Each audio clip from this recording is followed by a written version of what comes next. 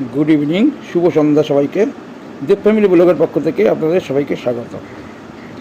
এতদিন ধরে দুর্গা পুজো, কালী পুজো আপনাদেরকে ভিডিও দেখালাম।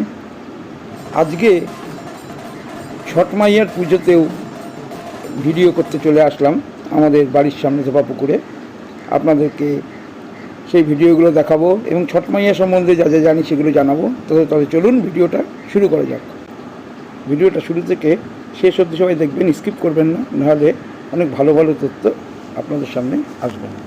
তো চলুন, ছট মাইয়ার দেখতেই পাচ্ছেন সবাই দণ্ডি কেটে পুকুর ঘাটে যাচ্ছেন মা বোনেরা, এবং ধোবা পুকুর পুরো গিজগিজ করছে ভিড়। কয়েক লক্ষ লোক এখানে পুজো দিতে, মাকে অর্ঘ্য দিতে এসছে। তাহলে চলুন ছট মাইয়া সম্বন্ধে কিছু কথা আপনাদের বলি। ছট পুজো কেন পালন করা হয়, কে এই ছট মাইয়া, এই পুজো পালনের ফল কি হয়, যে কেউ চাইলেই কি এই ছট পুজো করতে পারে? তাহলে চলুন আজকে আপনাদেরকে সেই কথাই আমরা বলি।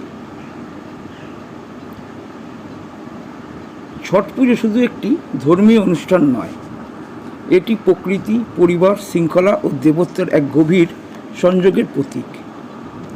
এই উৎসব মূলত সূর্যদেব ও তার বোন শক্তির দেবী ষষ্ঠী বা ছটি মাইয়ার উদ্দেশ্যে পালিত 4 দিনের এক মহাব্রত। পৃথিবীতে জীবনের ধারাকে টিকিয়ে রাখার জন্যে সূর্যদেবকে ধন্যবাদ জানানো, পরিবার যাতে সুখ সমৃদ্ধি ও সন্তানের মঙ্গল কামনাই এর মূল উদ্দেশ্য। সূর্য দেবতা হিন্দু ধর্মে একমাত্র প্রত্যক্ষ দেবতা যাকে প্রতিদিন দেখা যায়। বেদে তাকে জগতের আত্মাও বলা হয়েছে।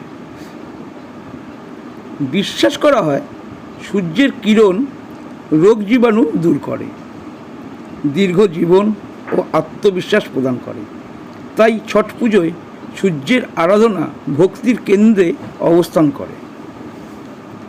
সূর্যদেবের পাশাপাশি পূজিত হন ছটি মাইয়া বা মা ষষ্ঠী, যিনি প্রকৃতির ষষ্ঠ রূপ বলে পরিচিত।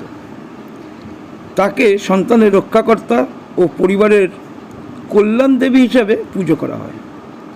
অনেকে তাকে সূর্যদেবের বোন হিসাবেও পুজো করেন। নিঃসন্তান দম্পতিরা সন্তান লাভের কামনায় এবং যাদের সন্তান আছে তারা তাদের মঙ্গল কামনায় এই ব্রত পালন করে থাকে। মনু স্বয়ম্বর পুত্র রাজা প্রিয়ব্রত ছিলেন নিঃসন্তান।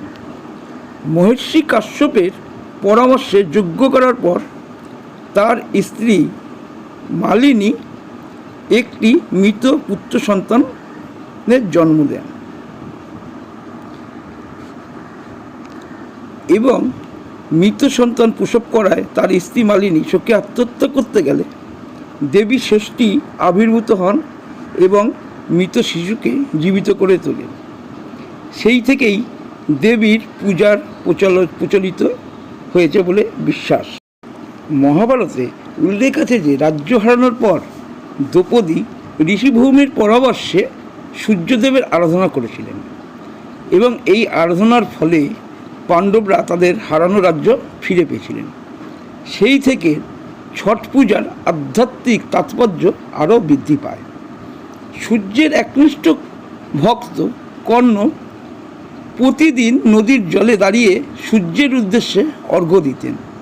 তার এই উপাসনাই পরবর্তীতে ছট পুজোর কঠোর নিয়ম ও অর্ঘ্যদানের উৎস বলে মনে করা হয়। রামায়ণে কথিত আছে, রাবণ বধের পর অযোধ্যায় রাজ্যাভিষেকে রাম ও সীতা সূর্যদেবের উপাসনা করেছিলেন। প্রজাদের কল্যাণ ও পাপস্খলনের উদ্দেশ্যে এই ব্রত করেছিলেন। সেই ঐতিহ্য আজও জীবিত। ছট পুজোর বড় বৈশিষ্ট্য হলো কঠোর নিয়ম ও শুদ্ধতা। ভক্তরা 4 দিন ধরে উপবাস পালন করে, যার মধ্যে প্রায় 36 ঘন্টা জলবিহীন উপবাস। এই সময় শুদ্ধ নিরামিষ আহার, পবিত্র স্নান ও সম্পূর্ণ পরিচ্ছন্নতার উপর বিশেষ গুরুত্ব দেওয়া হয়। এটি একমাত্র হিন্দু উৎসব যেখানে সূর্য উদয়মান ও অস্তগামী উভয়কেই অর্ঘ্য দেওয়া হয়। তৃতীয় দিনে অস্তগামী সূর্যকে সান্ধ্য অর্ঘ্য ও চতুর্থ দিনে উদীয়মান সূর্যকে উষা অর্ঘ্য নিবেদন করা হয়। এটি সূর্যের তেজ ও জীবনের চক্রকে সম্মান জানানোর এক প্রতীকী আচার। আজকের যুগে ছট পুজো শুধুমাত্র ভক্তির উৎসব নয়, এটা নারী শক্তির শৃঙ্খলা ও প্রকৃতির প্রতি কৃতজ্ঞতার প্রতীক। এই উৎসব পরিবারকে একত্রিত করে ও পারস্পরিক মানুষের সঙ্গে সম্পর্ক দৃঢ় করে। তাই ছট মাইয়া এবং ছট সকল মানুষের মঙ্গল করুক সেই কামনা করে আজকে আমি আমার ভিডিওটা এখানেই শেষ করছি।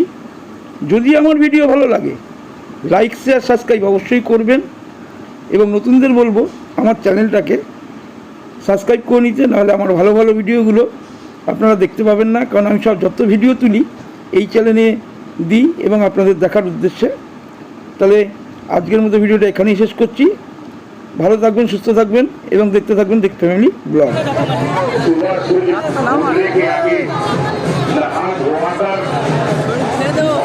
निर्जला उपवास करते हुए रात को घी और रोटी और पूरी की सेवन करके और उसी समय से 36 घंटा निर्जला उपवास रखा जाता है।